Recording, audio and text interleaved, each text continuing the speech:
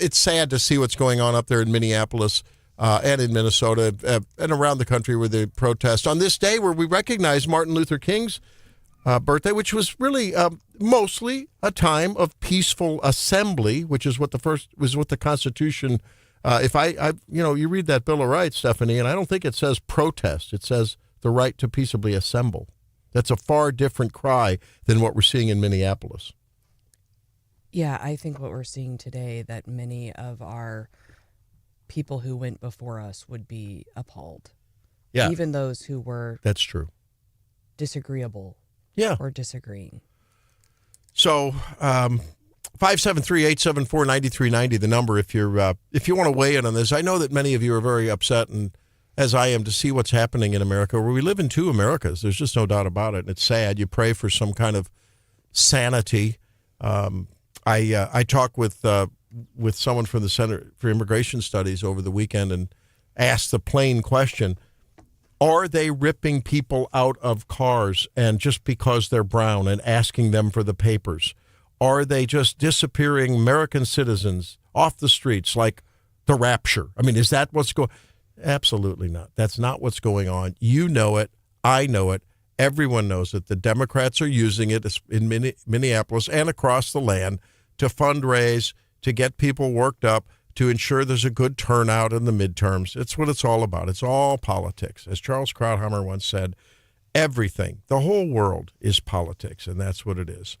So is Tim Walz, John Marsh, could it be said that, I mean, if you're Donald Trump and you ask for the group to go down to the Capitol and peacefully and patriotically protest, that you get a big, investigation.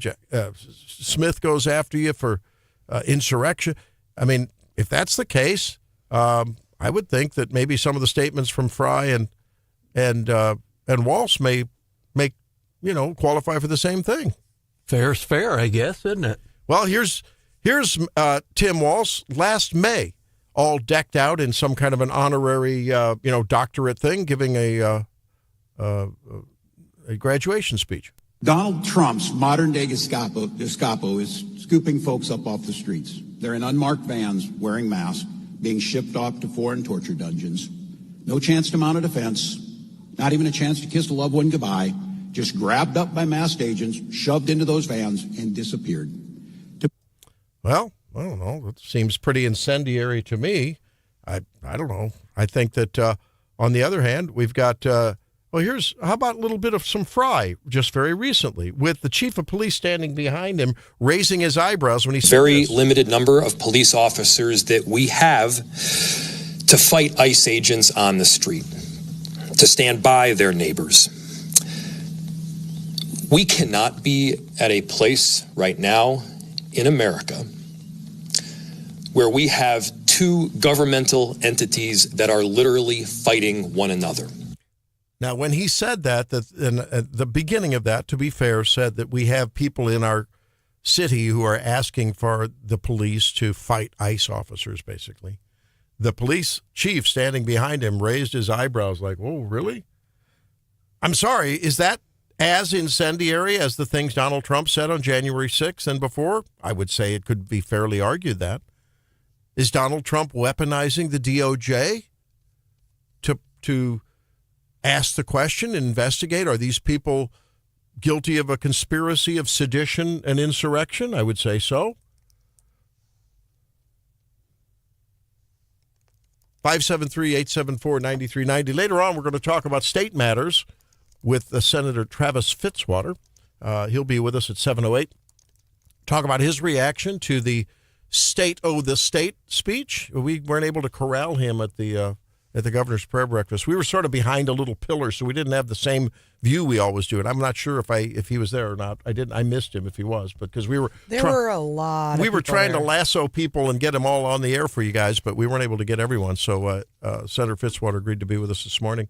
And later on, we'll talk because healthcare is the big raging topic here in the last couple of weeks before, well, not even a couple of weeks. We have, 10 days now, or 11 days before the end of January. And something's got to happen with the subsidies renewal and healthcare, and they still have 3 or 4 more appropriation bills, right, Stephanie, up in D.C. to get done. So everyone's just sweeping that under the rug in the national reporting. That's a big deal. Dr. Monique Yohannan is going to talk with us about health care reform. Will we see it? Will you be able to use, maybe you'll get a universal HSA that you can use. That would be fun. Will we see another government shutdown?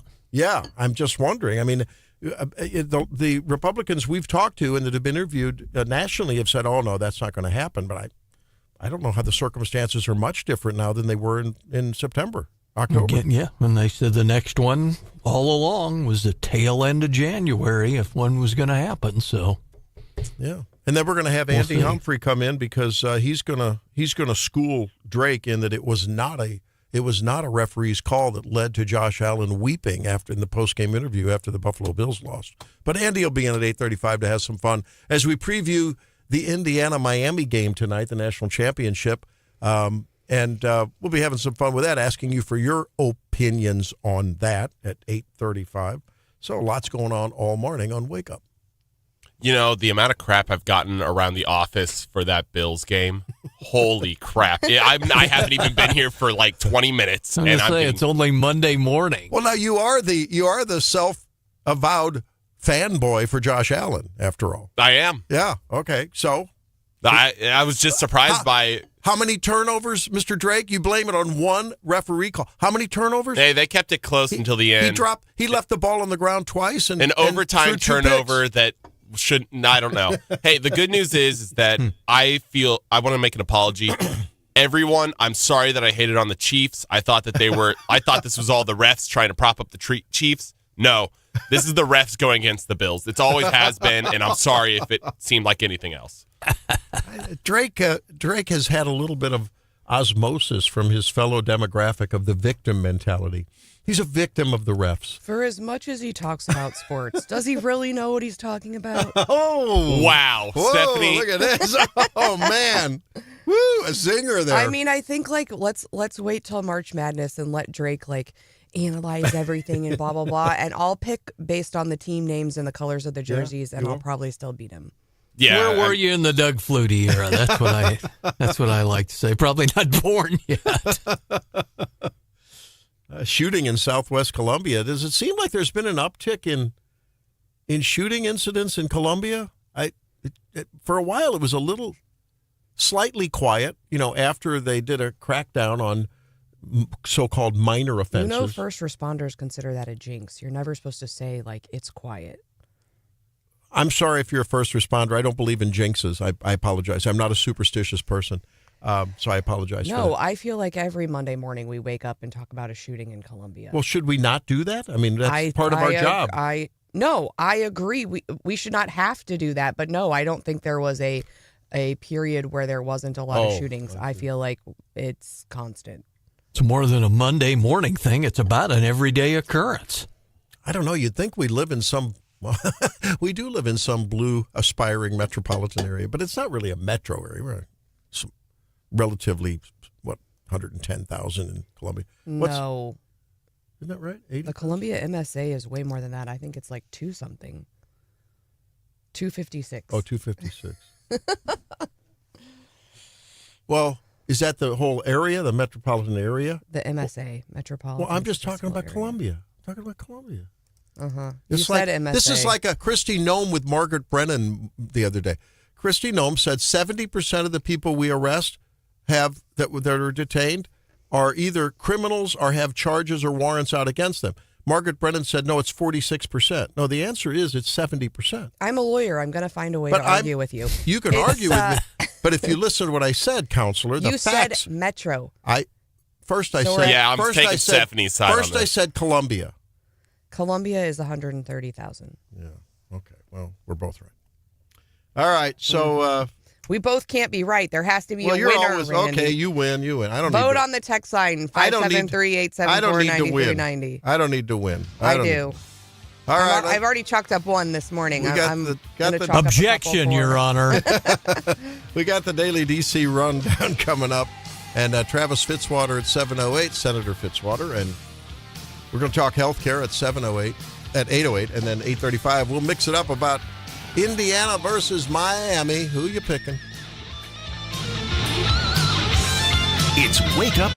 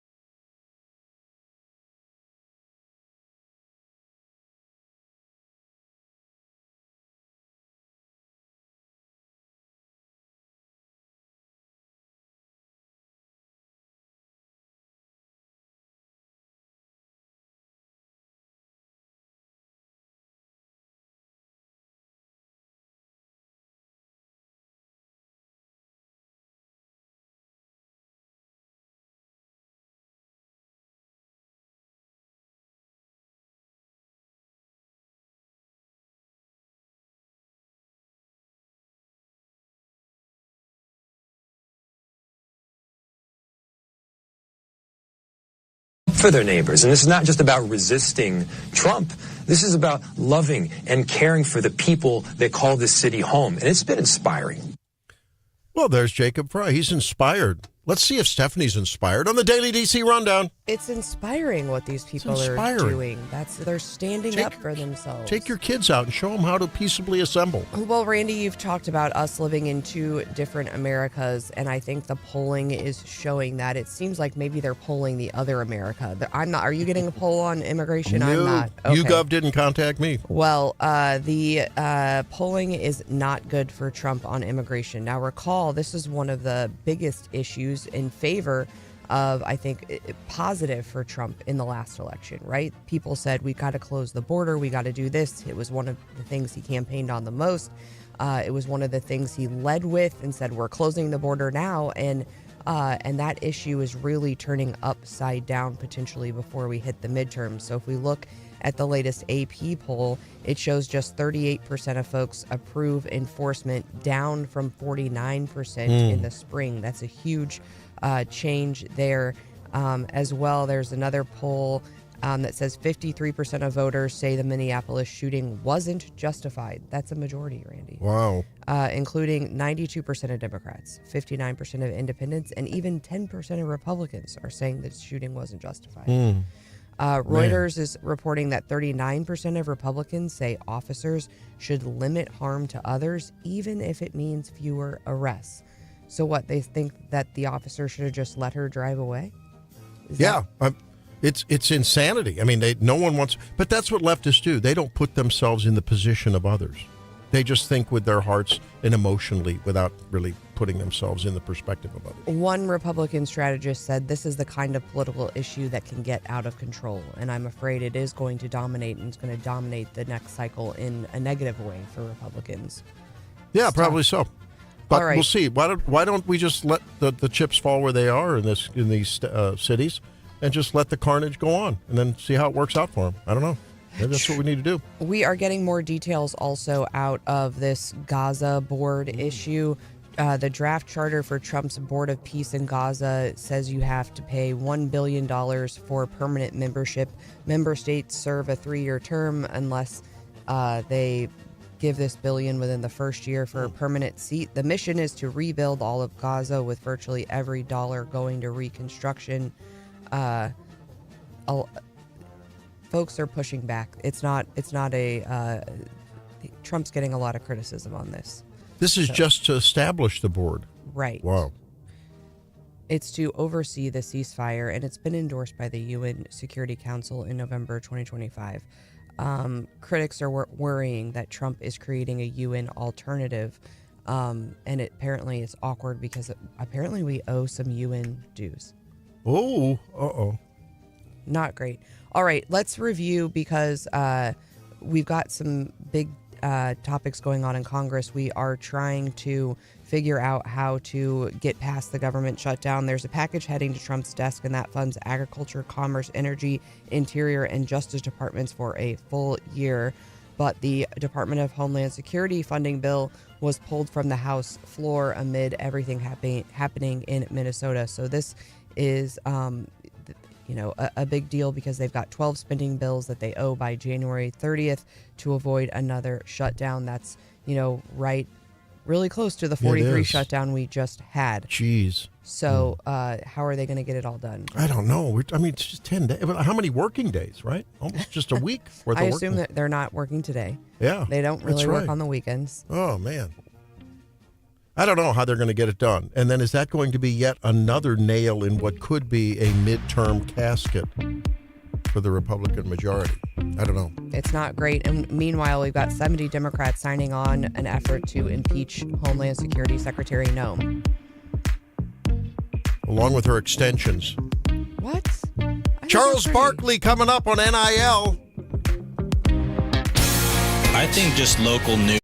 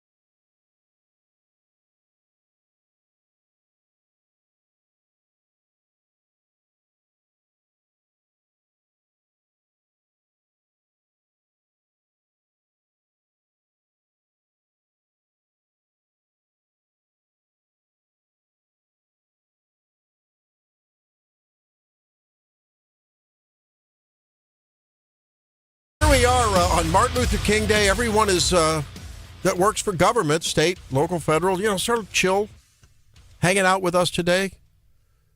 Maybe you'll put a little, it's very cold in most of the environs. I heard there's even a cold warning in Naples, Florida. Not that people are going to be putting the Baileys in their coffee before noon today in Naples, but, might be happening in... It's 8 below in the Twin Cities right now. Yeah, well... So everyone's not wind chill. President Trump and I think is it Rubio? Yeah, Rubio is going to be down in, or is it Vance? I don't know. Trump and someone's going to be down in the at the game today, the college football game, the championship. But that's under the growing criticism by present and past football and basketball coaches that are saying we have a problem with NIL. Now, they lose. It doesn't matter. Nick Saban, Jim Harbaugh, Urban Meyer, Lou Holtz, Eli Drinkwitz, Kirby Smart. By the way, John Calipari. Just a few minor names in the world of college sports. They're all have problems with the whole NIL thing and the portal rules and everything, how they all collaborate to really ruin the culture of the game.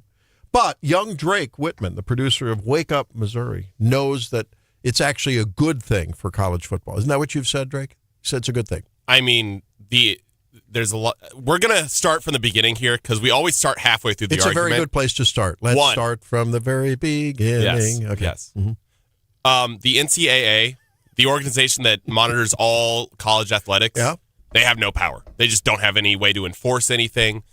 There's not really a good way, even if they did say, all right, no more NIL. I mean, they're not going to be able to do a darn thing. There's so many lawsuits going towards the NCAA. Yeah.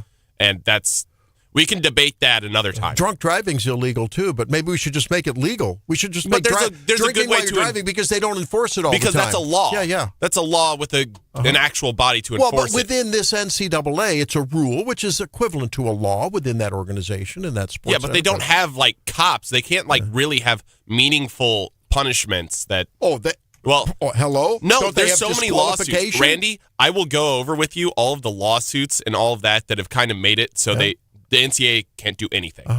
Heck, I mean, you look at Trinidad Chambliss. He's going for his 7th year or something like that.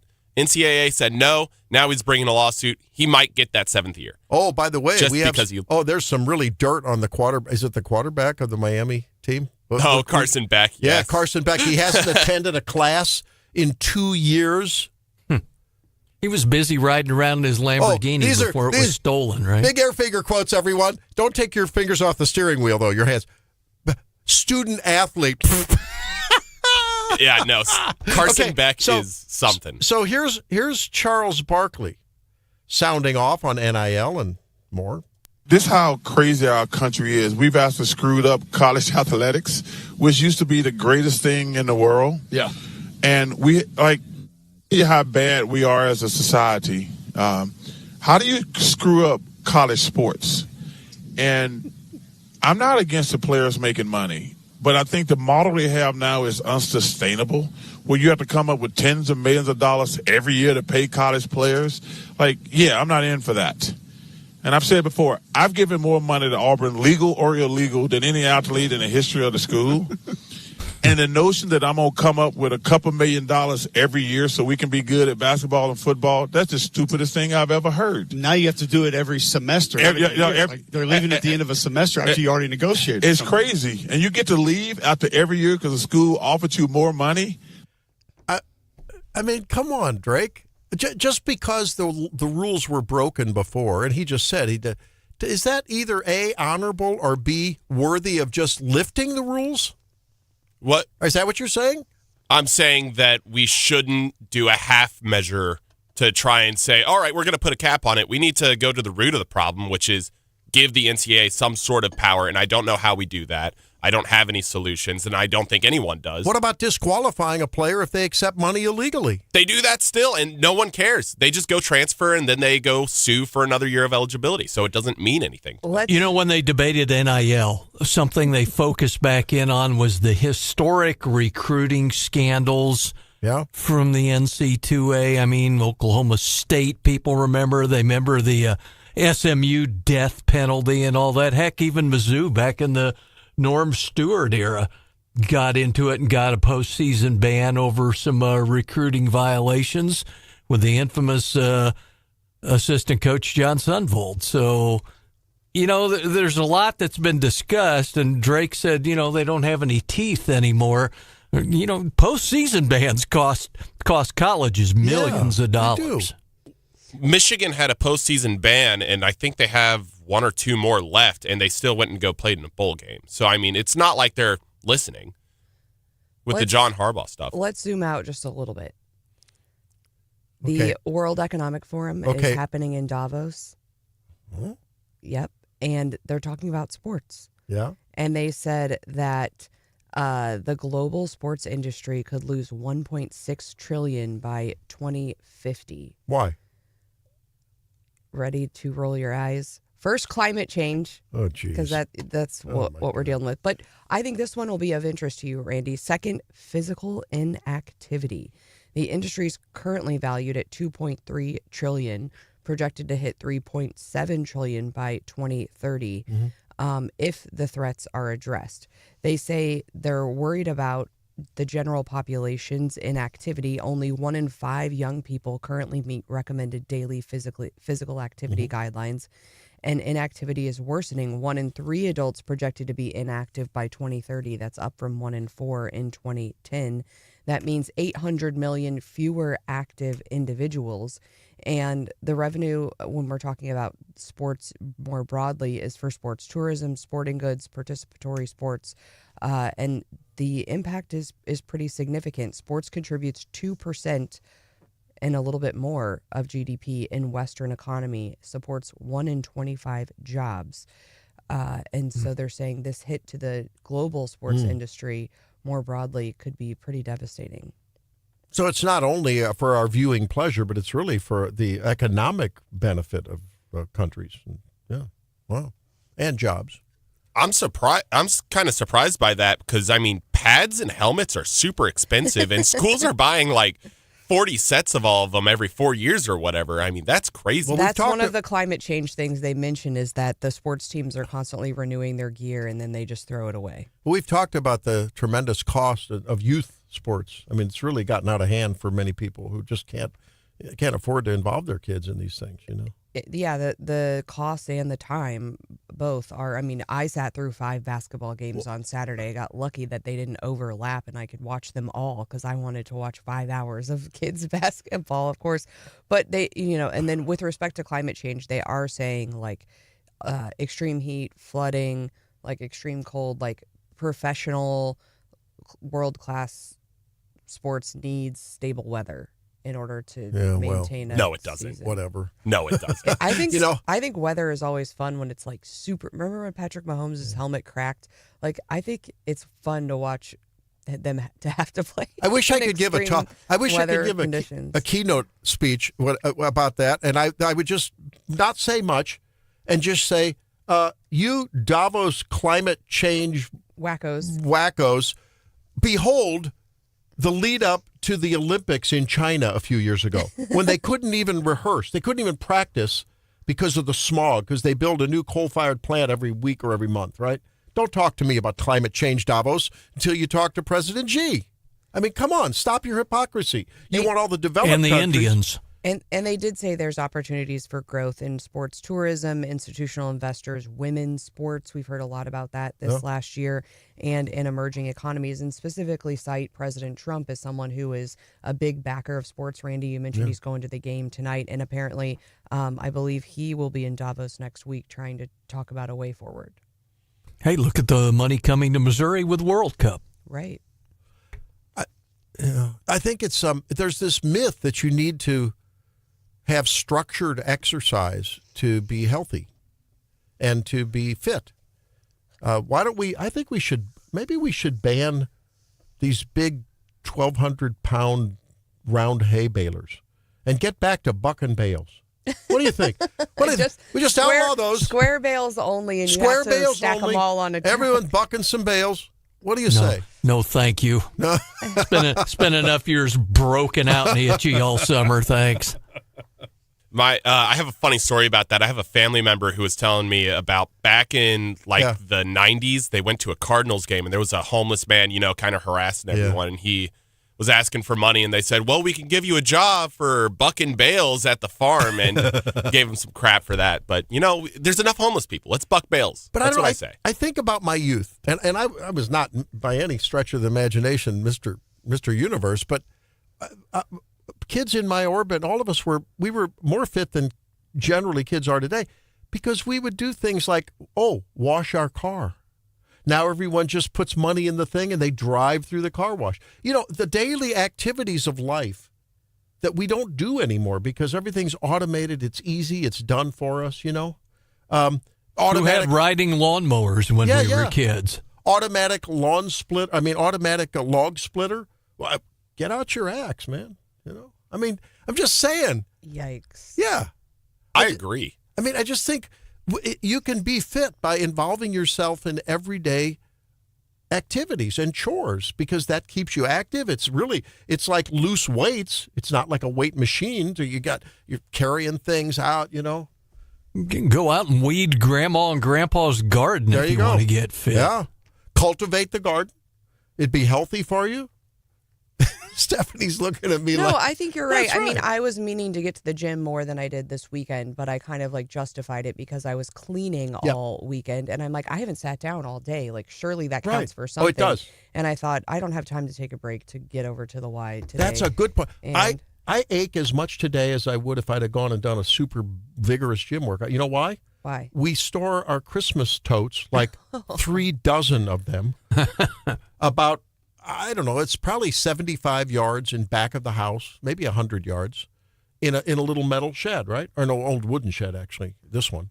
And so I decided not to use the wheelbarrow, not to get out the tractor and carry them there in the bucket. I lifted them out, 1 by 1 or sometimes 2 by 2. And my goodness, I've had a workout. Okay, well, there you go. Because I knew I wasn't going to get out and go to the gym. It's too cold, whatever. What do you think? So I'm thinking I need one of those under the table bicycle things while I sit here and chat with you, so I can get my activity. My folks-in-law use those. Yeah. I think they're. He's an attorney, 95 years old. I have an under-the-desk treadmill. My problem is it's I'm too afraid I'm going to fall. Yeah. When I'm typing my emails, then I'm going to face plant. You're an attorney. You like to win. You need to have your brain young and nimble always, whether you're your age or when you're 80, right? I have some advice for you on Make Missouri Healthy again when we come back. It's Wake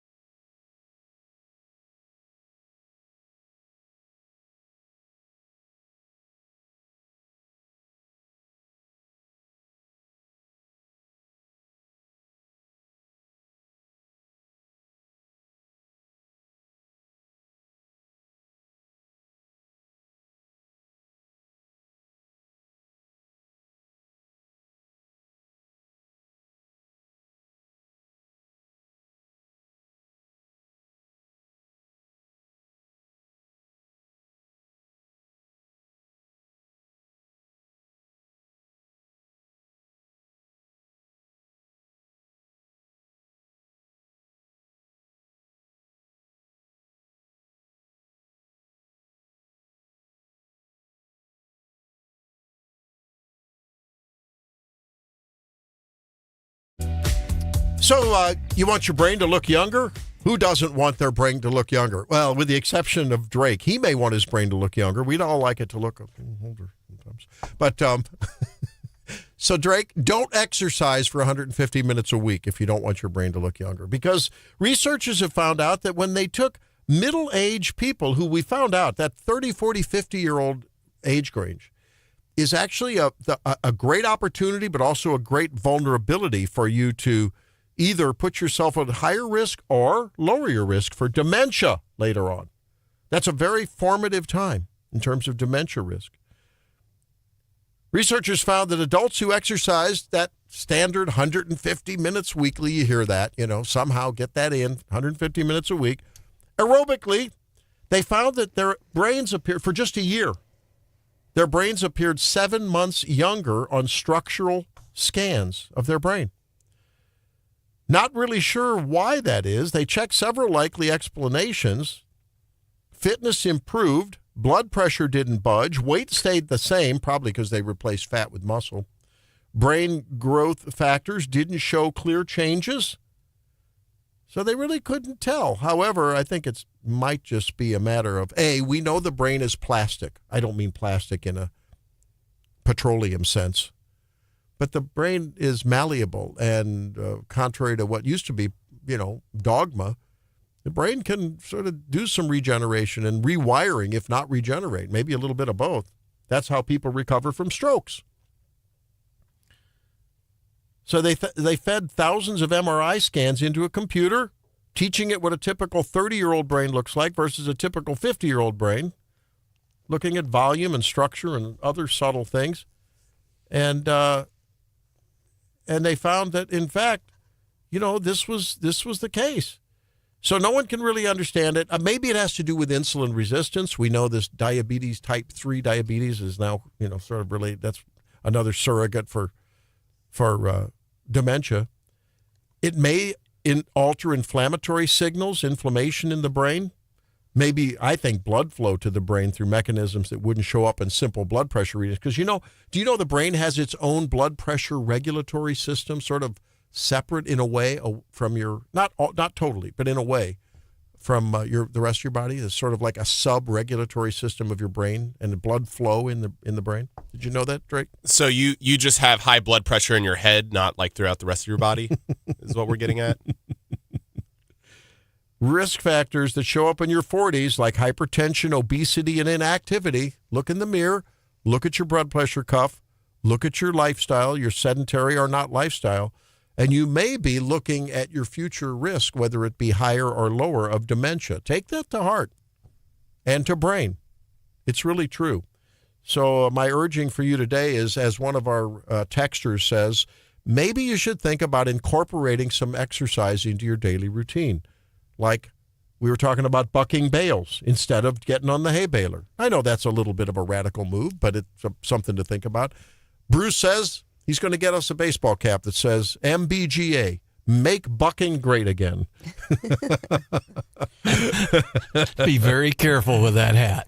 Oh, he didn't say that. But think about it. How many farmers, people who actually farm day to day, do you know have a gym membership? And how many of them are fit? Most of them are fit, and most of them aren't driving to Anytime Fitness. I know a good friend of mine from our church, and a great dear friend who is, let's just say he's got some years on John and me, and he could probably, I'll speak for myself, he can outwork me. He works on the farm every day. And so there's something to be said about just getting exercise through work. That's Make Missouri Healthy again. Aerobicize and make your brain look younger. Senator Travis Fitzwater coming up at 7:08 to talk about the budget. He's on that appropriations committee, so we'll be talking about it.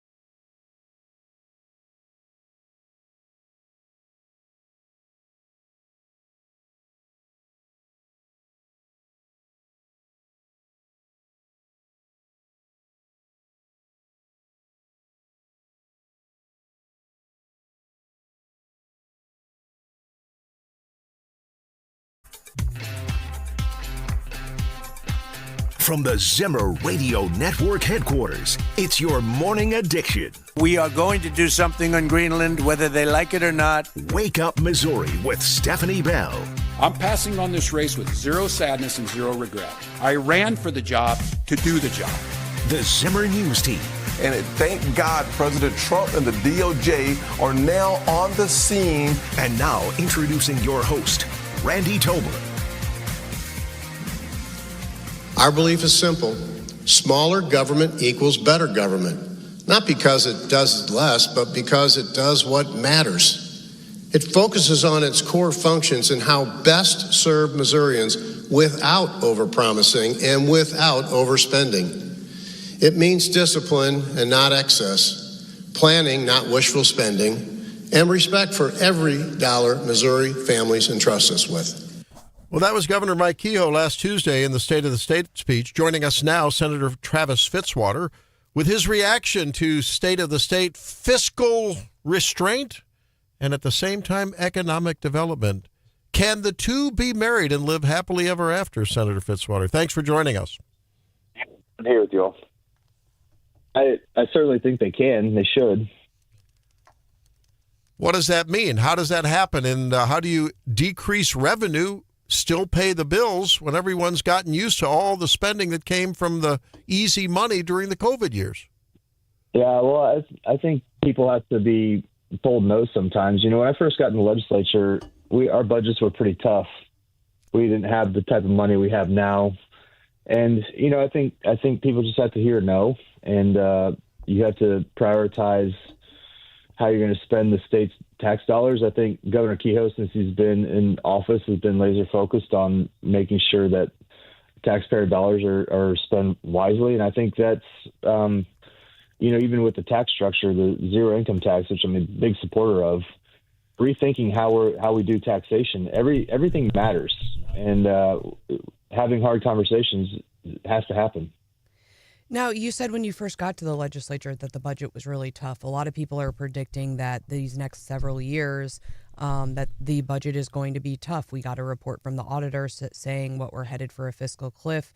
Folks are saying, you know, that one-time money is drying up. I'm getting different reports because, you know, it sounds like if it's suddenly so tough this year, you know, why wasn't it so tough last year? Are we headed for a fiscal cliff? Are we, you know, is it doomsday for the budget in your mind? You're on the Appropriations Committee. No, it's doomsday if we don't tighten our belt. I think you can do that over a couple of years. You know, ever since I've also been in the legislature, you hear about the sky falling all the time. I think Scott Fitzpatrick's report is a warning. It's not necessarily dire. I think we have to make sure that we have smart budgets going forward. The governor proposed a smart budget, and I think the next couple of years will be very telling on how fiscally responsible we're going to be going forward. That's Senator Travis Fitzwater, who joins us on Wake Up Missouri. Travis, Governor, I know you were close to it and addressed issues with the Callaway plant, nuclear concerns at all. You pleased what you heard in that regard? Oh, yeah. Always excited about any talk about nuclear. Would love to see action on it. You know, it's easy. We've all talked about it. The Missouri Research Reactor is a big deal. I think that will be, if we can get that investment in Missouri, will be huge for economic development opportunities going forward. And that's several years away, but really appreciate the work of Moon Choi and others and putting that at the forefront of the conversation. But as far as energy needs, yeah, the Callaway Electric Center, the Callaway Energy Center is ripe for investment. And so, you know, hopefully it can be utilized for that in the coming decades. Senator Fitzwater, the governor laid down a pretty strong marker about income tax elimination. Here it is. If we are serious about building a foundation for growth, to compete rather than be complacent, then we must begin the work now to phase out and eliminate Missouri's individual income tax. So I listened to that, and I thought about a report where your Senate colleague, Tony Lutkemeyer, said that during the conference, and many those who talked with us at the prayer breakfast said as much, that real estate property tax reform was really a number one priority in the conference. How can we quote reform, meaning cut, both income and property tax over the next few years and still avoid that potential fiscal cliff? Yeah, well, there's a lot of details to that, but I think the biggest thing is you have to broaden the sales tax base. The income tax is a very archaic method of taxing that a lot of states are reconsidering. And we have, over the time I've been in the legislature, we've voted a handful of times on reducing the income tax. It was at 6% when I first got in the legislature. We've reduced that by, I think, about a quarter. It's near 4.7, 4.8. And I just think keep moving that down is important so that Missourians are going to spend their dollars a lot better. And if Missourians have more money in their pocket, they're going to use it how they want to use it, and so they can choose which sales taxes they want to pay on the back end, and it's their choice as opposed to on the front end we're pulling it out of their paychecks. I think it's a good way to tax, and I think there's a lot of exemptions in our tax code, and so you've just got to broaden in our sales tax code. So you've got to just broaden the base. And I think there's a real path to replacing that. And I think in downturns and in upward moves, the sales tax is a much more stable way to bring in income than the income tax, which swings much harder in those good and bad times. Travis, what do you think about the talk from some of the legislative leaders this time around to actually address the whole issue of real property tax and personal property tax in Missouri? Yeah, I mean, there's so many issues that are impacting people's pocketbooks right now. I think you've got to get especially personal property taxes under control, because the swings we've had on those in the years past have been really, really diabolical for some families. You saw it in Jackson County with huge 30-40%. You see it in mid-Missouri. We had 15-20% increases in the cost of our taxes for our vehicles. Some of them, we drive an old van. It's got 250,000 miles on it, and we're still paying $250 a year for it in taxes. And that, I think people realize how hard that is on families, and I think we have to have a system that makes sense for everybody. And governments, like Governor Kehoe mentions over and over, we've got to be smart with that money, and the government's collecting as much revenue today as they ever have. So how do you ensure that we're doing that in a fair way for everyday Missourians? Several years ago, with a lot of court cases and other things, and even the Trump administration's talked about this, the fourth branch of government, the administrative state. How do we hold unelected bureaucrats accountable? I noticed the first bill you sponsored this year requires General Assembly and gubernatorial approval of administrative rules with a fiscal note over $250,000. Is that part of that effort? Can you tell us more about that legislation? Yeah. I'm happy to file the REINS Act, which is a regulatory guidelines for our government that say that if the bureaucracy is going to pass a rule or some regulation that's going to cost anybody in the state, the government, businesses, entrepreneurs, individuals, $250,000 or more a year, then it has to get approval from the legislature. And I just think that's an appropriate conversation to have on reining in the government. We're talking with Senator Travis Fitzwater as the Missouri General Assembly gets underway, and already just a day after the kumbaya that is the prayer breakfast, when everyone talks about unity and getting together and putting aside our tensions from last year and working through things and talking across the aisle. Already, your Democrat colleagues don't want to see governor's appointees get approved. What say you? Yeah, that's not surprising. I think we kind of all knew there was going to be a little bit of a tough road here at the beginning. Hopefully that settles itself out. But we knew some of this is coming. So we'll see how it plays out. I think there's still time. The appointees have, especially interim appointees, have until beginning of February. So there's a little bit of time to work through that, hopefully. And the appointees, typically these are unpaid volunteers that want to serve the state.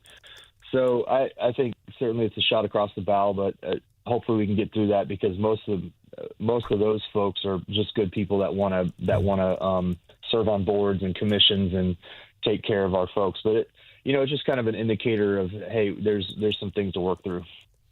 And you're transparent about your faith, and have worked in college ministry and nonprofits and so forth, and referenced that in talks and when we've talked about before, tangentially.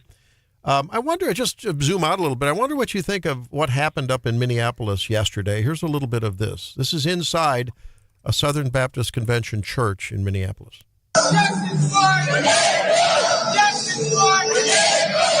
Protesters stormed the church in the middle of the worship service and just kept shouting out the name of the officer that was involved in that shooting. Do we live in two Americas? I don't know, but that action is pretty shameful. I saw some of the videos. I can't imagine it going well for any protesters that may be from the right side walking into any other religion's worship service to protest anything that we may disagree with or what have you. I also think that there's some people, particularly Don Lemon, who should know better. And I think it's pretty frustrating that a worship service can be interrupted like that. The pastor did a great job of saying, "Listen, this is about Jesus. We're here talking about Jesus. This isn't a place for a rally in the middle of our service." They pulled the guy off the pulpit to protest. Who knows what? I mean, I think it's just lunacy to go into someone's worship service, no matter what religion we're talking about, and to interrupt it in that way is just shameful. And I think it creates more chaos. It's certainly, if they want to light fires in people, this is one great way to do it. And I think that's not good for our country. I think what we need are people to dial it back. Yeah. But, there are consequences for these things ramifications that we'll see what those turn out to be, but I don't think it turns the dial down any. Well, I figured it might have gotten you fired up. It sure got me fired up. I thought, what have we come to? What have we come to? It's just crazy. Senator Travis Fitzwater joining us on Wake Up Missouri. Thanks for your time this morning. Good luck in having some less tense moments with your Democrat colleagues across the aisle. Thanks very much. Thanks for the show. All right. Thank you, sir. Unbelievable that people will do that. I just don't know. When we come back, what about the tyranny of the hot mom? We'll be back after this. It's Wake Up Missouri.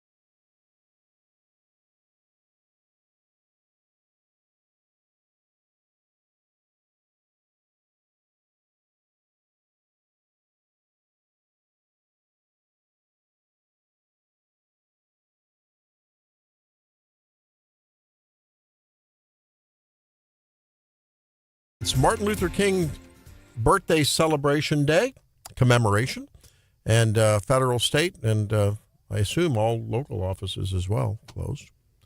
So a good day to chill out. Think about what was during that era mostly peaceful protesting. Rosa Parks just sitting in a seat that she was told she shouldn't sit in. And it was a different kind of an era. There were the outbreaks, I remember in the late 60s, the outbreaks on Kent State that resulted in, problems there at the university. But John, protesting, what's been normalized as peaceful protesting is not what it was. I don't know. You think about Chicago in 68 and the Watts riots in the 1960s. It's nothing new under the sun in that regard. Well, things have changed in the world of being a mom. Apparently, it's not just enough to just get your kids to school and make sure that everything is, because moms are, after all, the cornerstones of the home, right? I mean, let's be honest, guys. Now, Stephanie, moms are expected to be like influencers on social media, right? The tyranny of the hot mom, according to the Wall Street Journal. Yes, I saw this article and I had to giggle. But yes, they said there's been a huge shift between the 80s and 90s. And now they said, remember back to the 80s and 90s where you saw, moms in like ads and other things. They had mom jeans and mom hair, mom jeans. Yeah. They had, my mom, the short hair, it was all about efficiency. They showed them with spit up on their shirt, stains on their shirt. And today, moms are expected to have a model level appearance. You're by expected whom? To be, I think, by society. Other moms? And dads and kids. So they're saying moms are expected to be fit, wrinkle-free, fashionable, and ageless, all while doing all of the normal mom stuff. They said there's a lot of cultural influences like social, the pressure of social media. Yep. I think the rise of Botox and injectables, and then the rise of GLP-1s. Mm-hmm. They said shows like the Kardashian family have set unrealistic expectations, and Instagram, of course, is flooded with hot moms. There was even a TikTok trend in 2025 of videos with their daughters posting their moms saying, I'm not scared of aging because this is my mom at 50, showing like their hot mom, right? Yeah. And reinforcing that pressure to be perfect. So do you think that though, spending the money on that, the anxiety over achieving those aspirational goals, I'm asking a question, could that be contributing to the rise in anxiety and the financial pressures within the household? Oh, I think so. Yeah. Yeah, it is not cheap to look like this. So, but does the expectation need to be responded to? Is it the expectation that is the problem, or is it the response to the expectation that's the problem? If there's a problem. I don't think we should fault moms for feeling the pressure, right? And so I don't think responding to the expectation is the problem. Okay. I think maybe the expectation is the problem. 573-874-9390. Is the expectation and the cultural tyranny the expectation, or is it moms who choose to follow that and then get stressed out and spend a lot of money doing it? Peer pressure. Yeah. So whether you're a teenager or whether you're an older person, peer pressure matters, right? That's true. It does. Right? If all your buddies are rooting for Mizzou and you're rooting for KU, you got a problem. Back with more Wake Up after this. Oh, our IQs are suffering. We'll talk about that.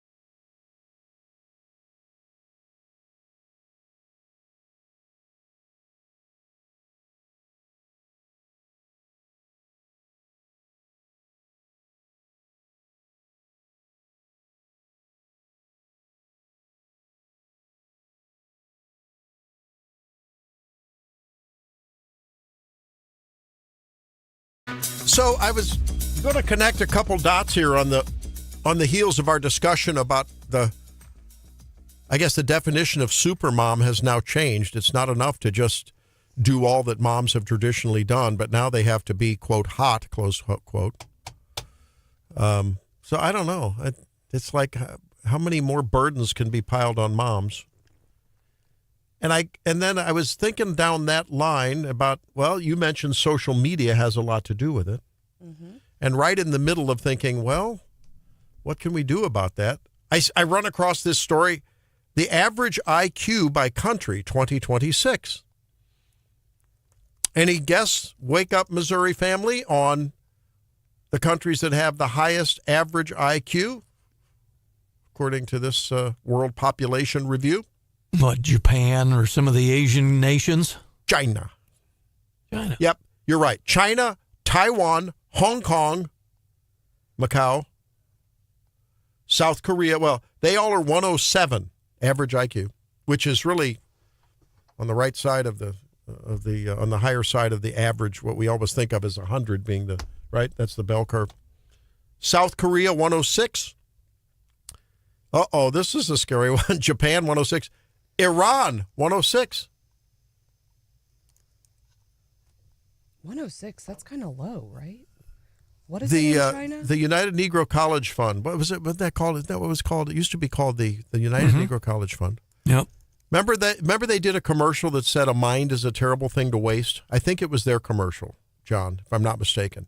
Mm-hmm. But it was talking about how disadvantaged in education was not good because you're wasting the potential mind of people who don't get well, think about that. Iran was formerly and still has the capability of being a very advanced technological, scientific, civil, society. Well, think about it. They were developing a nuclear weapon. So average IQ 106, Singapore, Russia 103. Have you noticed what country I haven't mentioned so far? Canada. Mongolia, Armenia. I'm just going to keep listing them off here. Australia, Spain, New Zealand, Sri Lanka, Slovenia.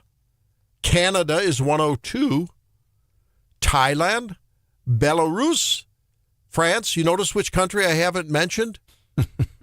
Mexico. Serbia, Italy. Don't tell me wine ferments your brain. Switzerland. My family's home country. Not bad, but not up in the top. Too much fondue. Georgia. Not Georgia, in America. You know which country I haven't mentioned? We're now 2 minutes into this segment. Malaysia, 100. Finland, Vietnam, Belgium, Greece, Luxembourg, Iceland, Slovakia, and finally coming in at 99.7, the United States. Well, that's average. Average IQ is 100, right? It's very Lake Wobegon, Minnesotan. So, okay, so I thought about that, and I thought, here's a story that I think it made me happy, because I thought, wow, finally, America, maybe we can elevate our collective IQs, elevate our IQs. You can't elevate your IQ. This story, I think you can. Unless we start the IQ offing people and just breeding smart people. I don't. Boy, it's genetic, right? Your IQ is fixed. No, it isn't. Educate yourself. Actually, IQ. They test it. They test the kids when they're 6. Yeah, there's a lot of input that goes into that because the formative years are the first 3 years. Yeah, you know how many flashcards I did? A lot. There you go.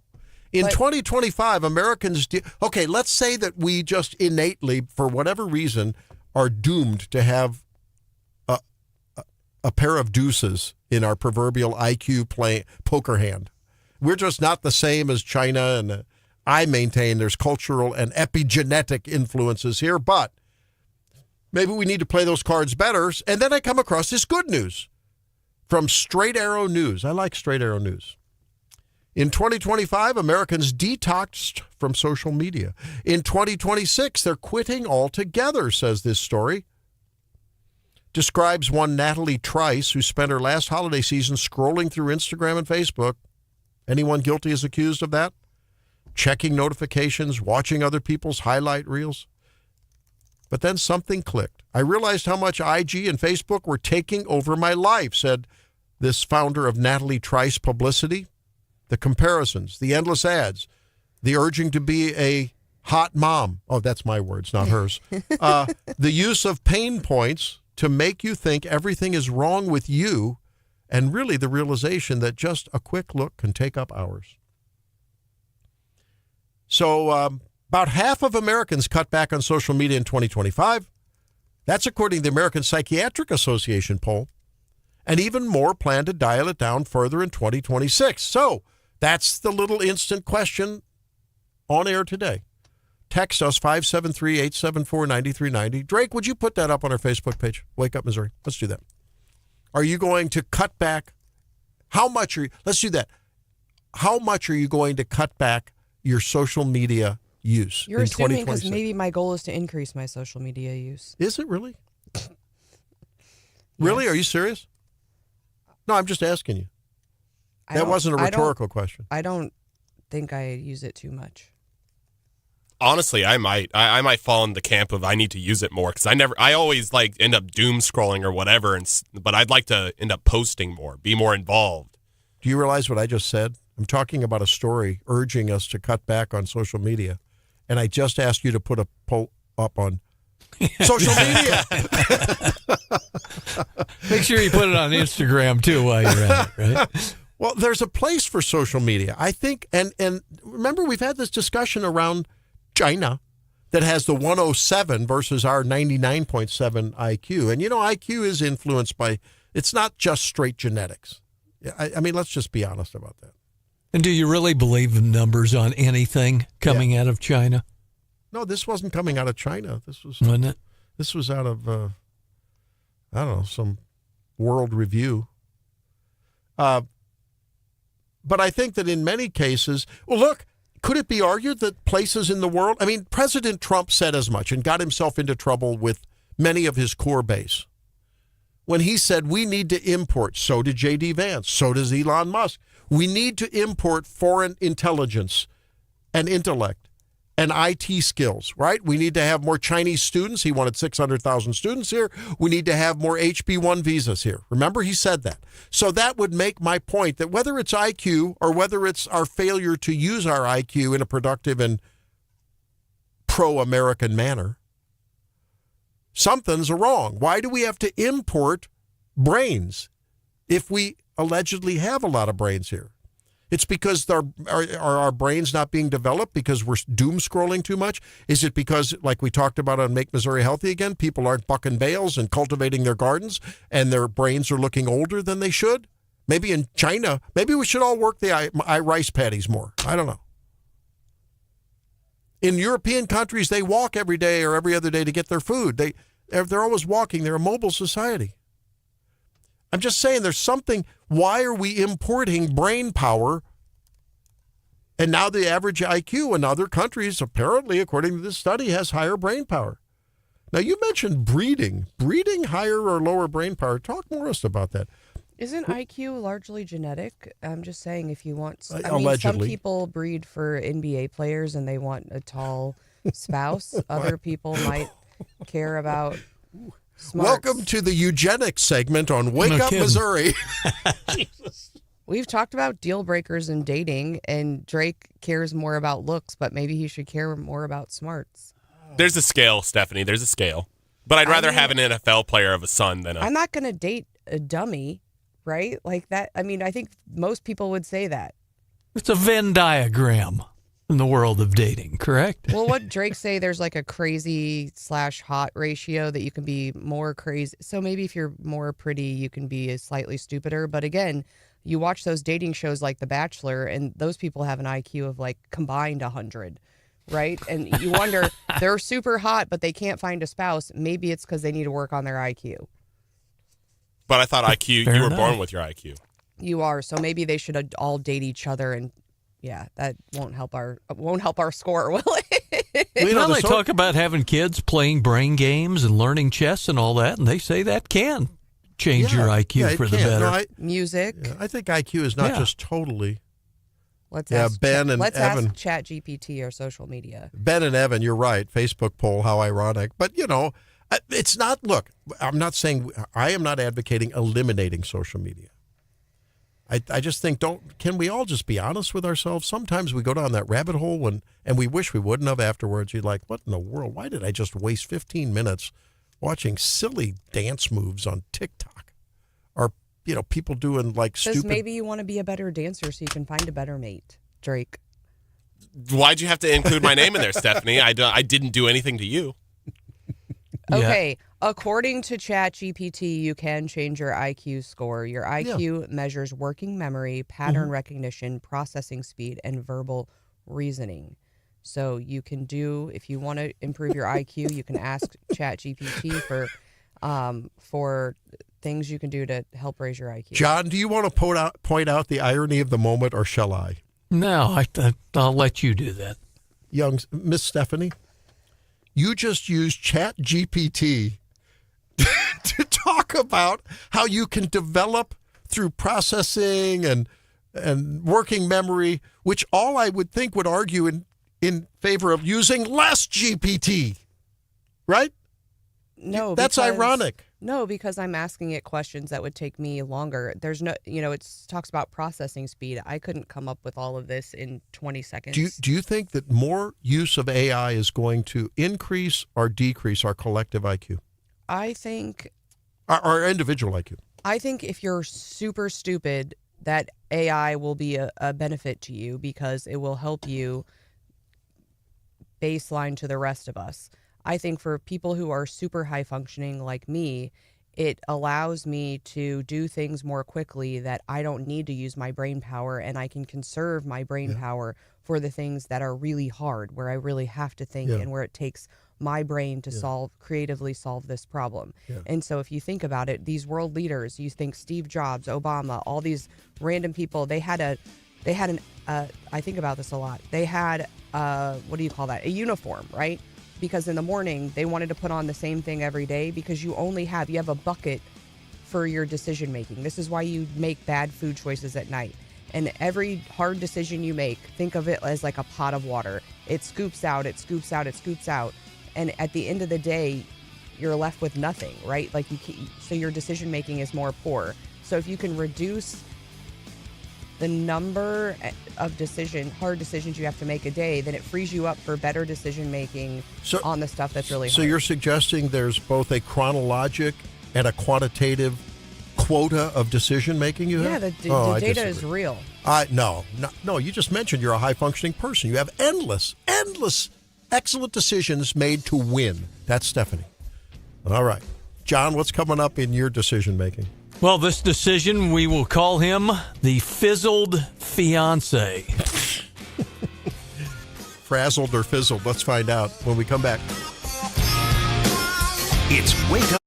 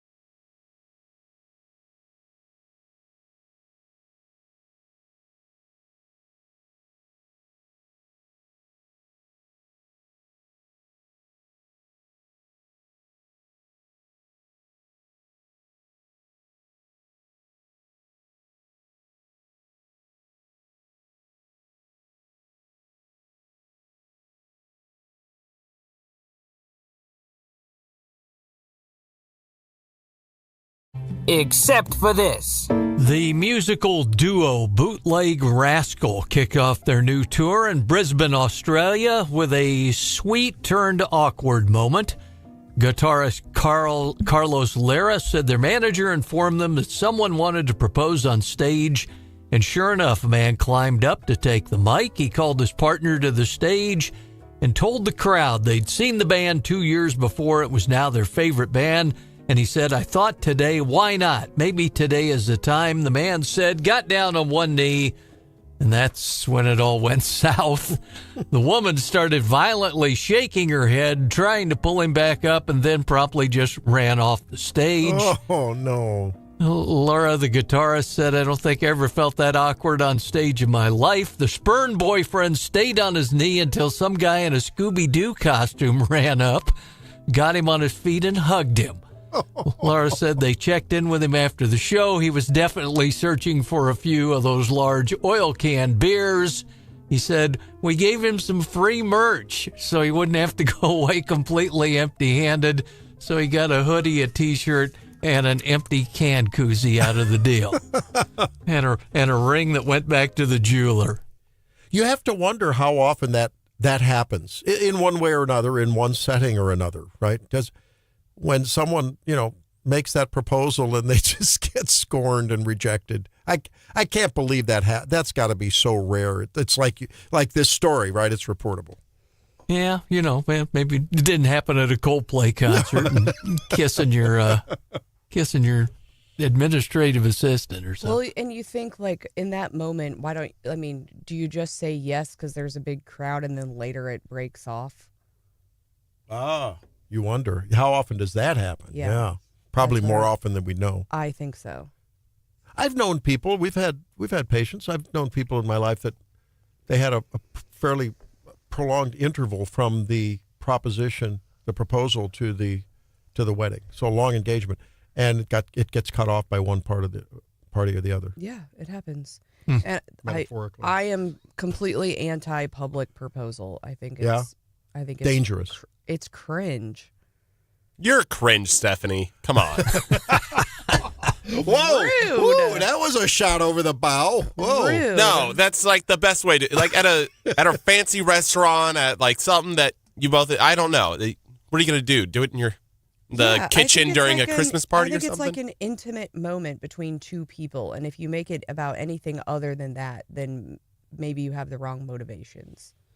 Well, but showing the world your love for your significant other? Oh, that's so selfish. I like the idea where they do it privately and then there's a party afterwards so you can celebrate with all your family and friends. But I don't like the big concert, big stadium thing. Up on the big jumbotron. Ball game and all that. Yeah, I kind of agree. But again, isn't this related to what we were talking about last segment? About people having a low IQ? No, about the need for people to parade their lives in front of the whole world, right? It's just an interesting time. Get a giant rock and you can post that on social media, but do it privately. No, you know what I mean? It's become the thing. Look at what I'm doing and everything. And I guess that in one sense that can be good. In another sense, it can go crazy and it can go south like this, where I want the whole world to know I'm proposing to Sally Mae. And then Sally Mae shakes her head and runs off screaming, no! A little update on what's going on. We're going to talk healthcare with Dr. Monique Yohanan in just a minute. Stay tuned.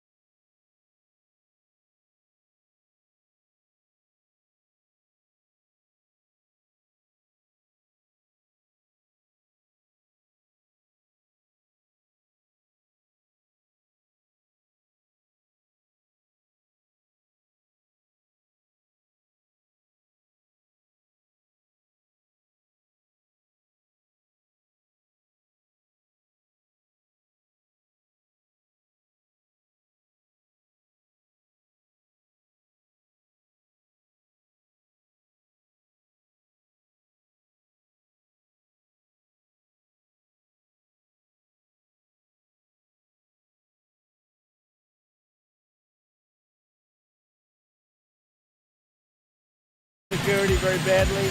It's your morning addiction. Wake Up Missouri with Stephanie Bell. If I was the Ayatollahs, I'm not sure I'd be poking the bear with Donald Trump. The Zimmer News Team. We're doing a deep dive right now to identify them, follow the money, and find out who's organizing this, who's inciting the violence. And now, introducing your host, Randy Tobler. Thrilled to announce my plan to lower healthcare prices for all Americans and truly make healthcare affordable again. We're doing things that nobody's ever been able to do. We're calling it the Great Healthcare Plan.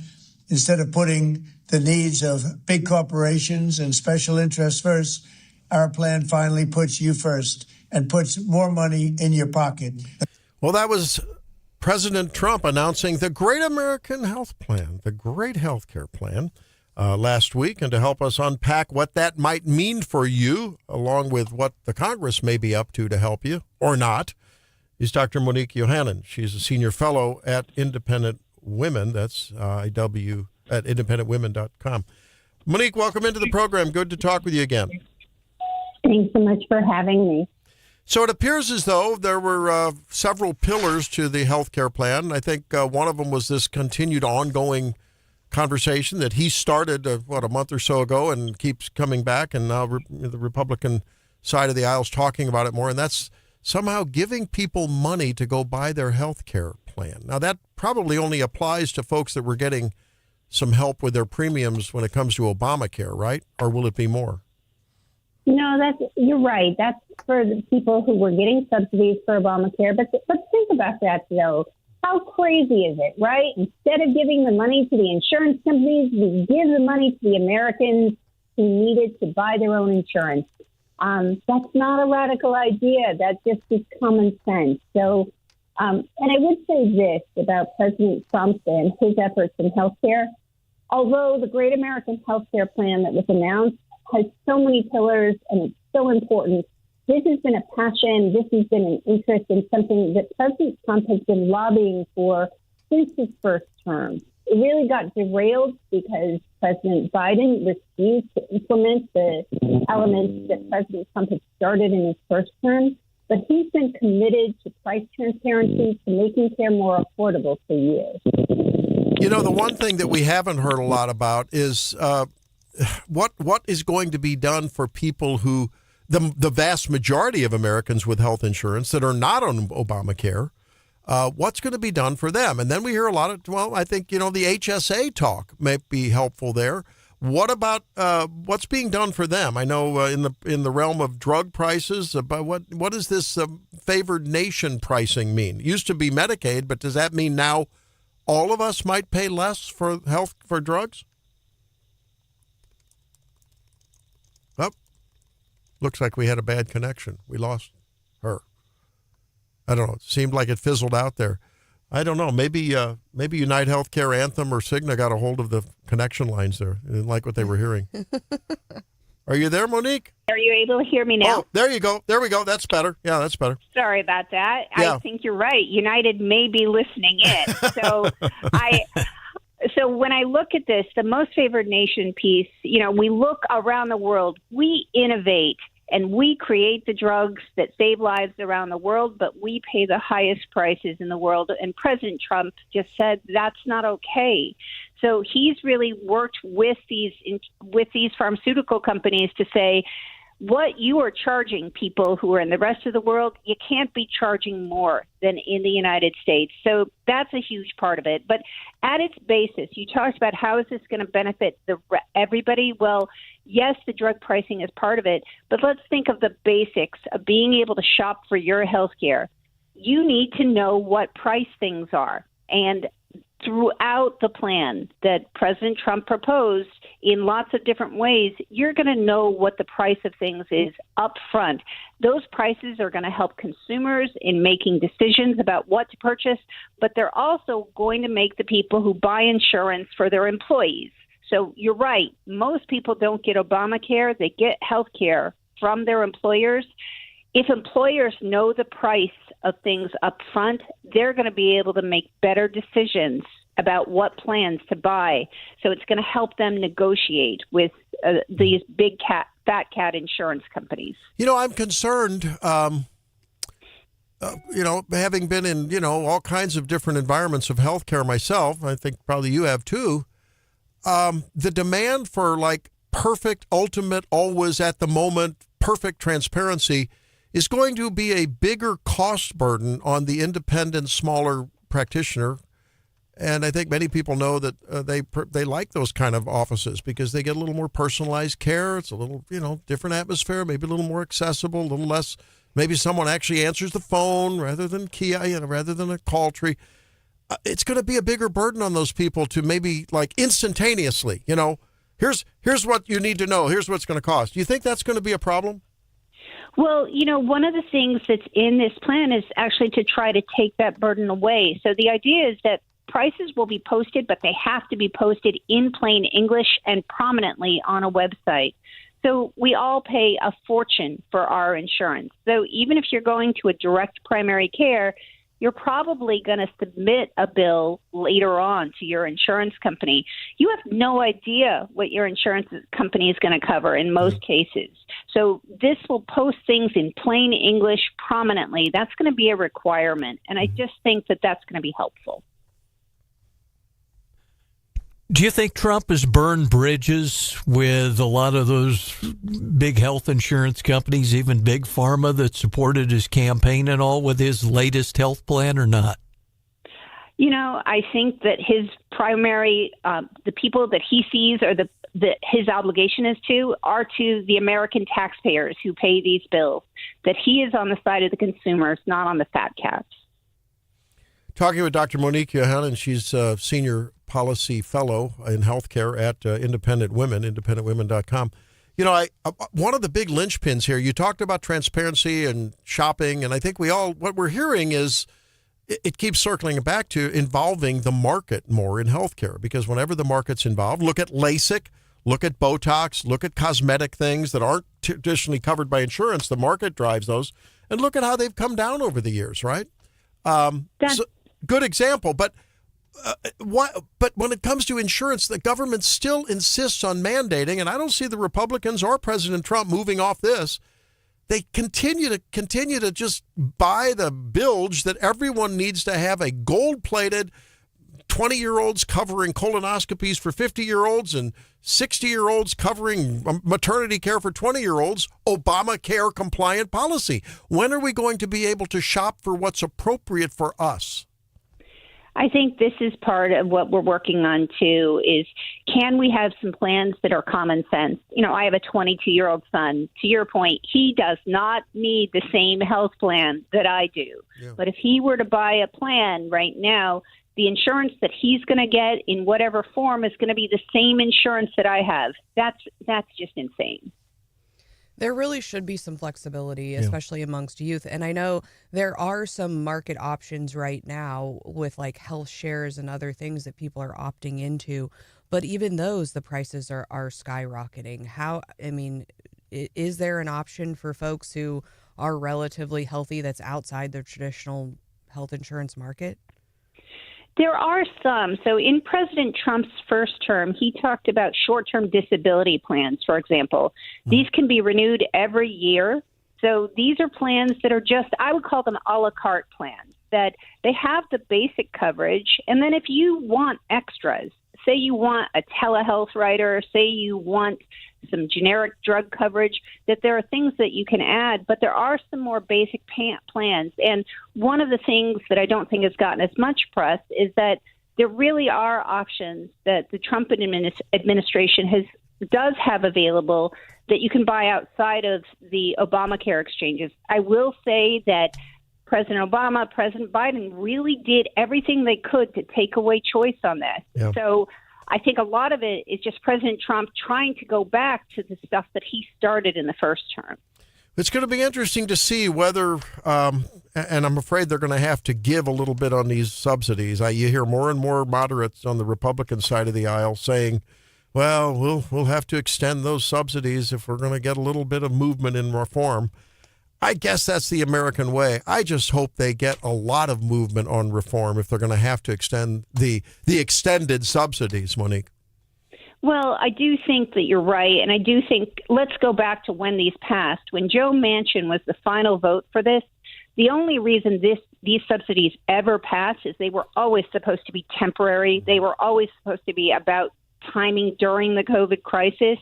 I think people are forgetting that. They're, once you've gotten your free stuff, I guess it's supposed to be forever. But to your point, if there is movement on subsidies, honestly, I sure hope there isn't, because we're talking about people making $200,000 a year getting a subsidy. That was never what Obamacare was supposed to cover. But if there's movement on that, I sure hope that we start thinking about, for example, the Marshall-Hickenlooper plan, the price transparency that we need, because right now, if you schedule an MRI, say you've got back pain, in one place it might be $4,000, in another place it would be a few hundred. That's crazy. We need to be able to, if we're going to be consumers and make decisions about where our dollars go, we need to know the price up front. So I don't love subsidizing people who make $200,000 a year, but we have to start with prices. Yep, so well said. Thanks for continuing to lead this charge up the hill, along with others who continue to say there's a few elements here that just need to get over the goal line before we're going to have much change, and some access and affordability for all of us in American healthcare. Thanks very, very much, Dr. Monique. Appreciate it. Thanks so much, Randy. Thanks for having me. Oh, it's great to be with you. Yeah, I mean, it's so obvious to people that are in healthcare space, and I know many of you are. You either work in an office, you run an office, you're a doc, you're a nurse, you're working in the business end of the office, and you know how crazy it is. It's absolute absurdity, and some sense needs to be brought to it. Hopefully, something will be done here as we try to avoid the fiscal cliff, reel back on some of the extended subsidies, and make health care great again. That's what the president hopes to do. Let's see how the markets are opening on this Monday when we come back with the Morning Bell with Stephanie. Stay tuned. It's Wake Up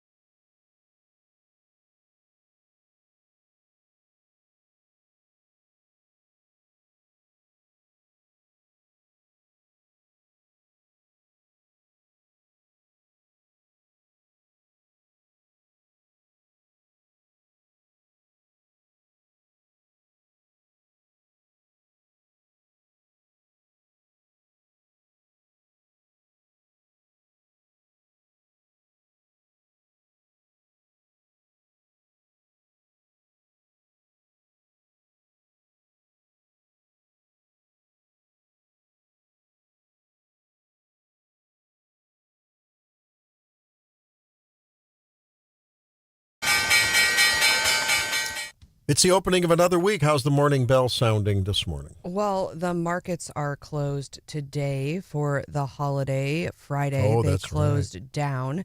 The Dow down 0.17%, the NASDAQ and the S&P both down 0.06%. As we look at the sectors, we saw gains in energy, industrials, and real estate was up pretty big, while we saw losses in health and communication services. Now, we didn't get to this in the daily DC rundown, but we should mention Trump did announce tariffs related to what's going on in Greenland. He announced 10% tariffs on 8 European countries effective February 1st. Those 8 targeted countries sent troops to Greenland last week. That includes Denmark, Norway, Sweden, France, Germany, UK, Netherlands, Finland. Trump, of course, is headed to Davos. There will be some meetings on this issue while he is there. The targeted nations issued a joint statement saying that these tariff threats undermine transatlantic relations and risk dangerous downward spiral. They're considering $108 billion in retaliatory tariffs. Now, that's the serious stuff. This seems like just a deja vu all over again from the spring, when he fired the shot over the bow with the tariffs on so-called Liberation Day, then retaliatory tariffs, then he backs off, then taco, then whatever. We'll see. But let's talk about the business of weddings.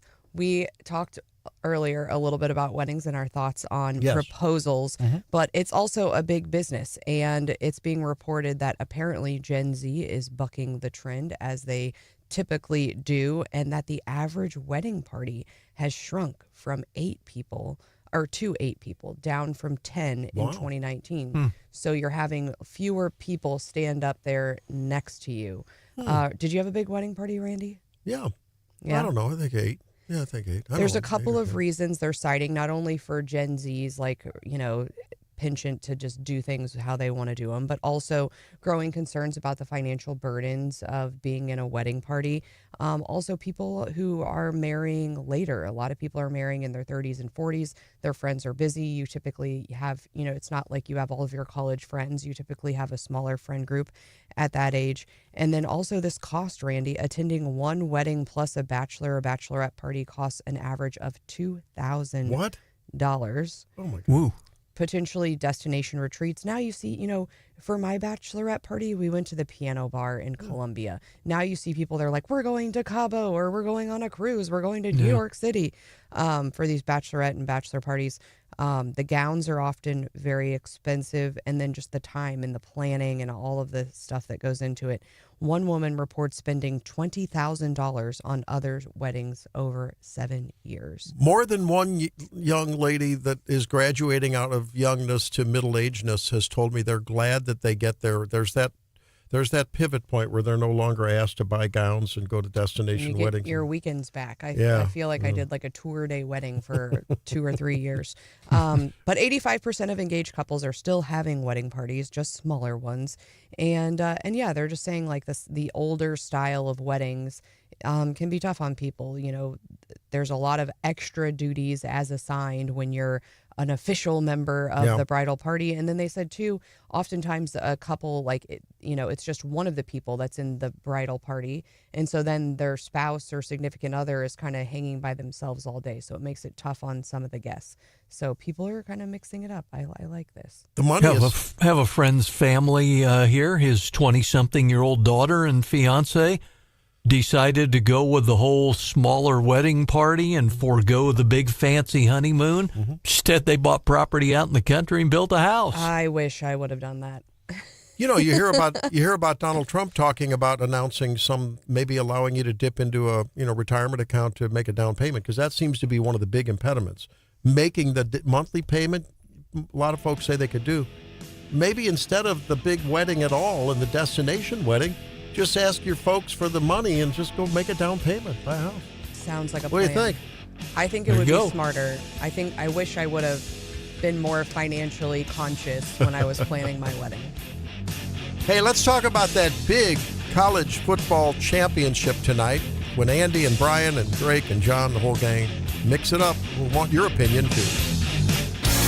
I think just local news is like the most important stuff.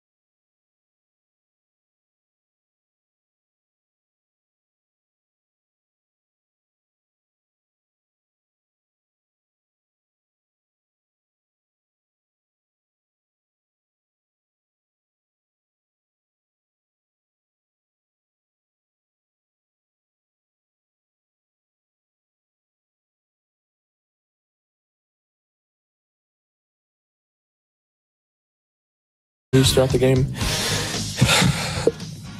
It's been a long season. I hate how it ended, and it's going to stick with me for a long time.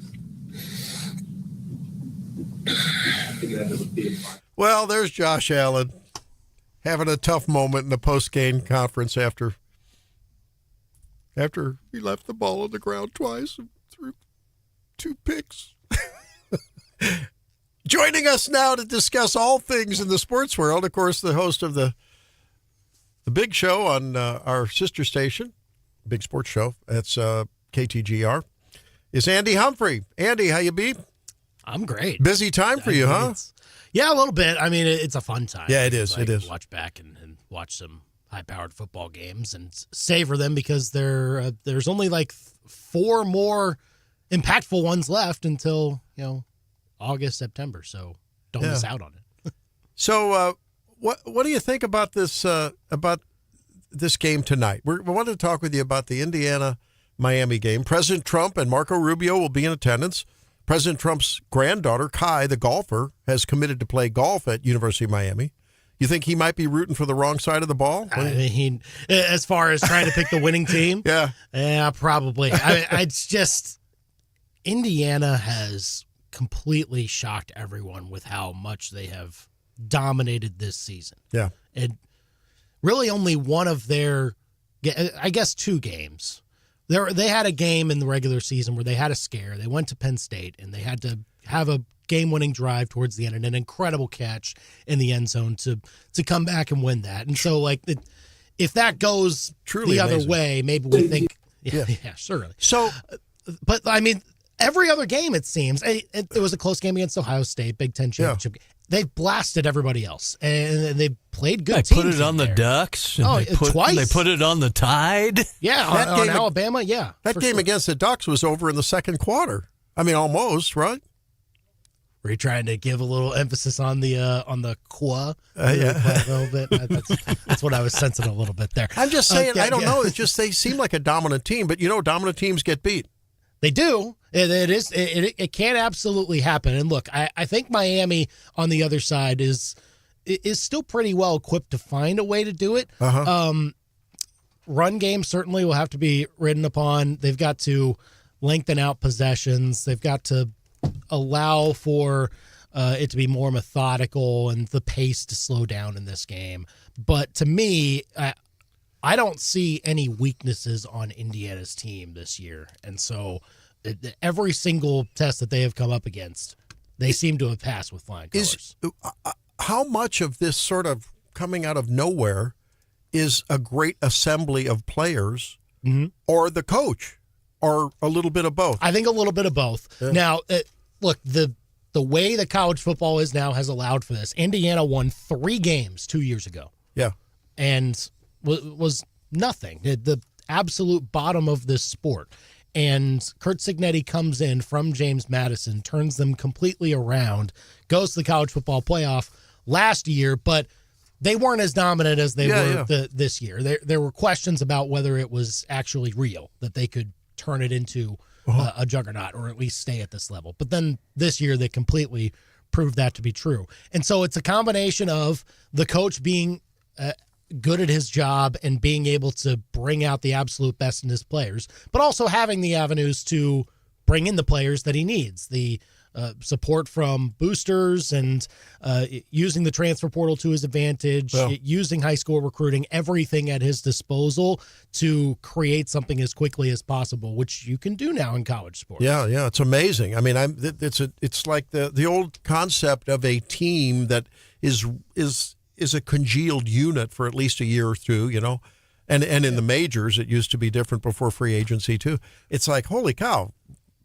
out of nowhere comes a team that suddenly has the magic, group of people and the player. Is Cignetti, did he come from somewhere else? Where was he from? He was from James Madison University as his last job, which, I mean, he brought them to prominence themselves. They just became a Division I program, but started winning a whole lot of games, sort of and like the making Bears bowl games and all that. Yeah, they became Division I just last Doesn't year. hurt to have a guy with number 15 on his jersey who just happens to have a Heisman Trophy on his mantelpiece either. Yeah, you bring him in just this year, and he also is able to elevate them to the point where they couldn't quite do that with the quarterback they had the year before. So, yeah, I mean, it's all about, but I mean, where each of the stops that you make as a head coach still matter, like being able to win wherever you go. But this guy's done that. And so, I mean, he's more of the exception than the rule now as to how quickly you can turn it around. But it shows that, any given year, you can turn over your roster and put yourself in a much better spot. So between legal NIL and the portal, I mean, things can happen very quickly. Oh, yeah. Brian Hauswirth joins us. Brian, do you share Andy's assessment? Yeah, I do. He's absolutely correct about Curt Cignetti and what he did at James Madison. A lot of those players, by the way, from James Madison came with him. I believe there's 15 on the roster this year that came over from James Madison. But to put this in perspective, Andy is correct. 27 years of doing scoreboards at Learfield. The last 2 years are the only 2 years I ever remember playing highlights from Don Fisher, who is the voice of Indiana football, because they haven't been ranked. They came to Columbia one year in 2013, actually beat Mizzou that year, but really haven't been very good. But and he's right. Andy's right. The portal has worked good. Mendoza, I remember seeing him at Cal last year, and he was fine. But this is a different quarterback. The one thing, too, to keep in mind, the game is in Miami Gardens, so it's at Hard Rock Stadium. They rotate. They home rotate field. Well, and they do, and that's not obviously that's set up years, and but I do think that can't hurt Miami. They're used to that field and everything. They've got a very good quarterback too in Carson Beck. He has 29 touchdowns, and they've got a fantastic offensive line. That's Mario Cristobal, what he likes to do. He got the kid out of Nixa that Cantwell, who's not there yet. He'll be there, obviously this coming year. But it should be a good game. I do think Indiana will win. But it should be a great game, and it's been a lot of fun. Can the Canes disrupt Mendoza? They upset a number of teams along the way. Ohio State and Miami beat Texas A&M, and they've done a fine job, and they've won along the way. It hasn't always been pretty. But there were a couple games this year, Andy will remember, in the ACC, that Friday night game at Louisville, they looked poor. And Louisville played some different schemes and stuff. Remember, Miami did not even play in the ACC championship game. They lost 2 games, both in conference. But they're a fine football team. They really are. And Beck has done a nice job. We're talking about the college football championship tonight. Host of the KTGR Big Show, Andy Humphrey, joins us, our sister station. So, Andy, what are the cues to look at tonight on either side of the ball? What are the 1 and 2? That matters not offense or defense on both Indiana and Miami to look at. So I would say, to John's question about can Mendoza get disrupted in the pocket, Miami's defensive line is very good. They've been able to keep in pretty much every single game in this playoff run that they've had because of that.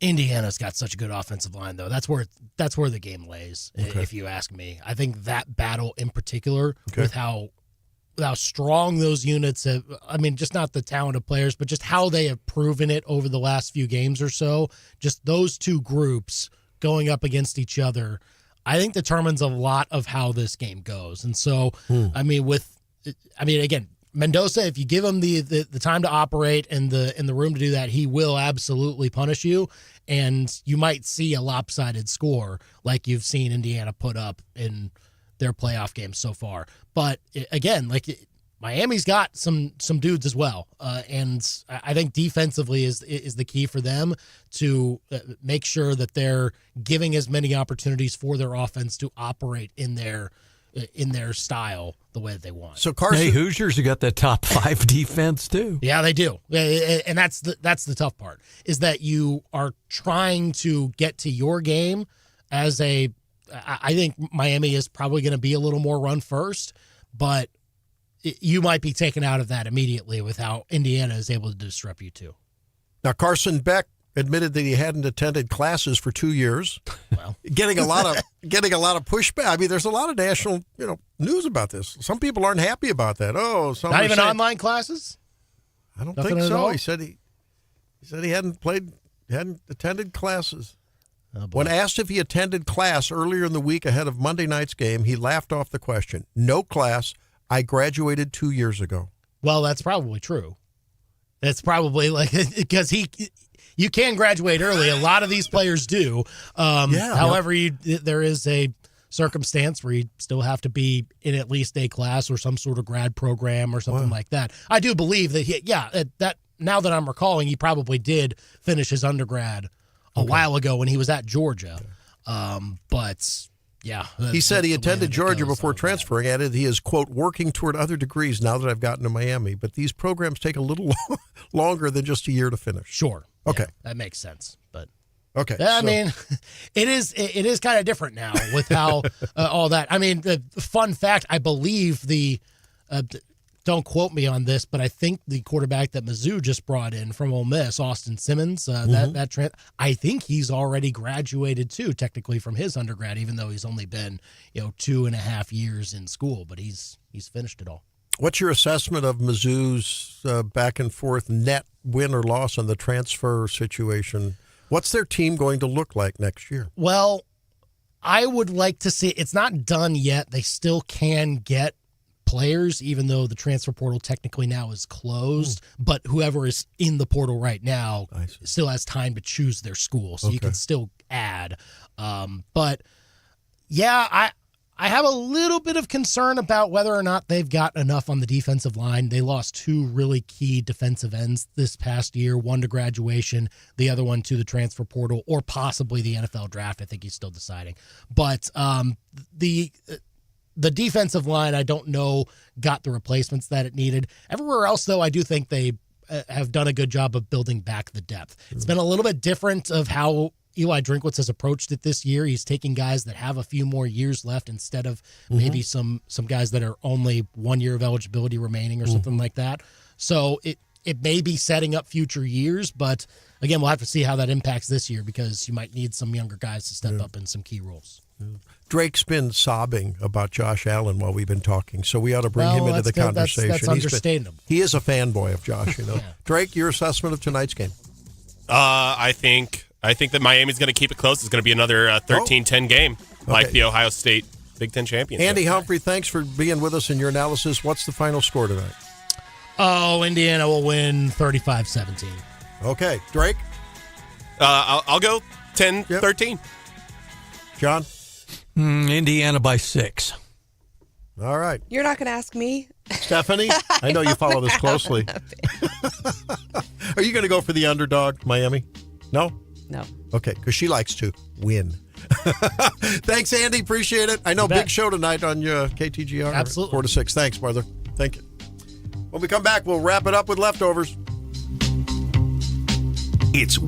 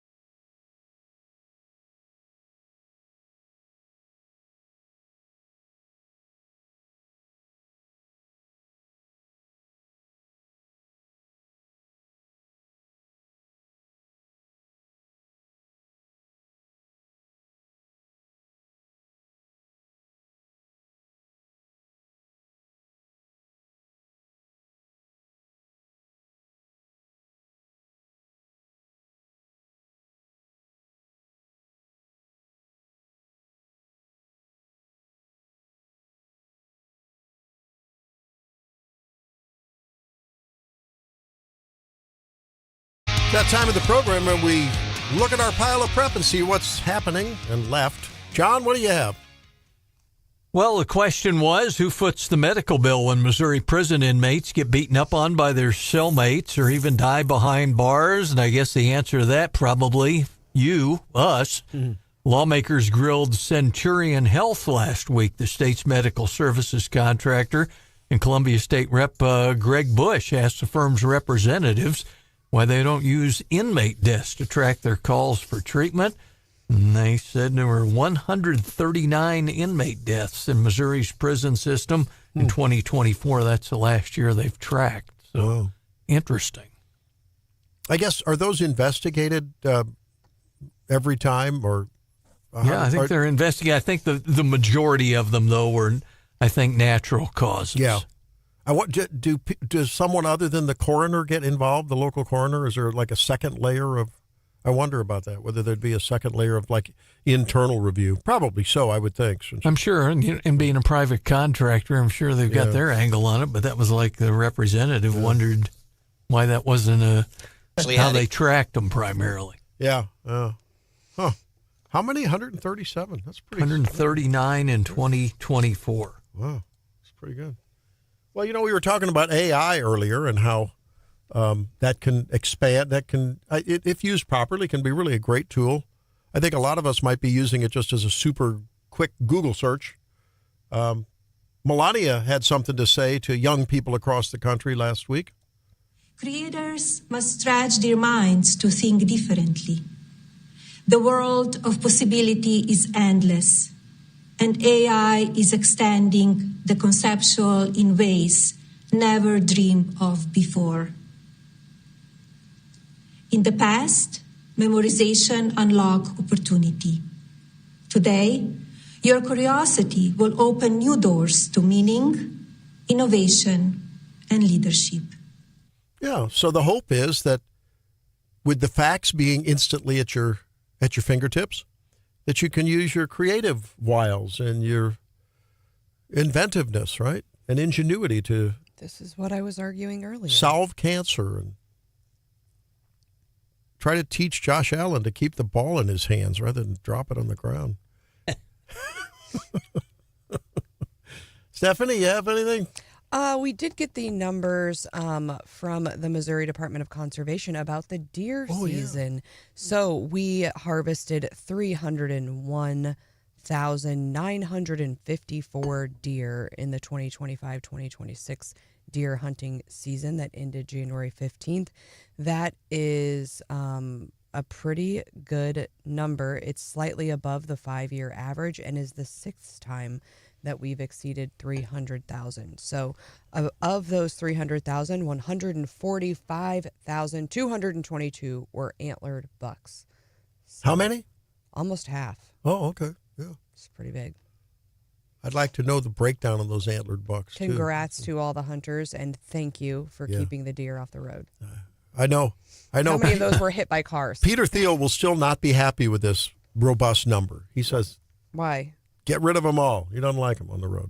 Open season is his take on it. I think that's what's Peter's, or something like that. I don't know. Drake, you didn't harvest a deer this year, did you? No, I did not. Yeah. Well, you have to come out and take out your frustrations over the Bills' loss. They already did it. Sean McDermott fired. He's fired. The coach of the Bills. Now 10 head coaches fired this season. 10. Wow. That's pretty big number, right? More than usual. Well, there's no patience among management in the NFL, apparently. Too much bucks riding on it. Thanks for being here. See you tomorrow on Wake Up. Bye.